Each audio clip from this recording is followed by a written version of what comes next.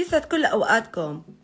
أكيد اشتقتوا لي واشتقتوا لمنتجات وفوائد دي اكس ان. أكيد عم بتقولوا نسرين اليوم شو جايبت لنا؟ جايبت لكم العنصر الخامس من أولوفيرا. العنصر الخامس شو يا نسرين؟ مقشر للوجه. طبعا أنا كتبت لكم المعلومات عشان الوقت ما يداهمنا. أكيد طبعا جل أولوفيرا الطبيعي لتهدئة البشرة وترطيبها، بيحتوي على جزيئات التقشير الدقيقة لإزالة خلايا الجلد الميتة بلطف، بمستخلصات طبيعية بيساعد على تنظيف البشرة بلطف. مرة تانية طبعا بنظف البشرة بعمق وبزيل الأوساخ والزيوت الزائدة من المسام. كيف بزيلها؟ بزيل الخلايا الميتة بلطف. ثالث مرة بدون ما يهيج البشرة، بناعم البشرة وبخليها أكثر إشراقة ونضارة. برطب البشرة بفضل الأولوفيرا الطبيعية وبتركها ناعمة ومنتعشة. طبعا بحضر البشرة لامتصاص الكريمات أو المرطبات بشكل أفضل بعد التقشير. آمن لجميع أنواع البشرة خصوصا الدهنية والمختلطة لأنه ما بيسبب الجفاف.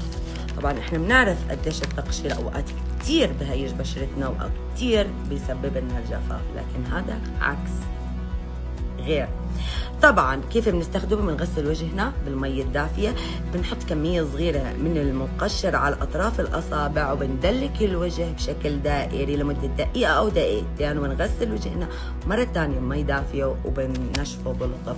بعد الاستخدام بنقدر احنا نستخدم مرطب أولوفيرا اللي أنا عرضت لكم عنه لزيادة الترطيب بعد التنظيف العام. طبعا بعد ما نغسل بشرتنا حنلاقي ما تهيجت بشرتنا، حتلاقوا الرطوبة والنعومة فيها ولا كأنه احنا عاملين تقشير.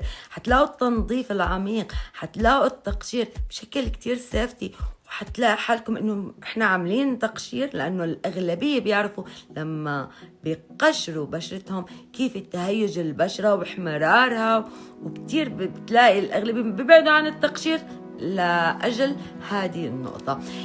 شو بعدها؟ نستخدم كريم الترطيب من دي اكس ان.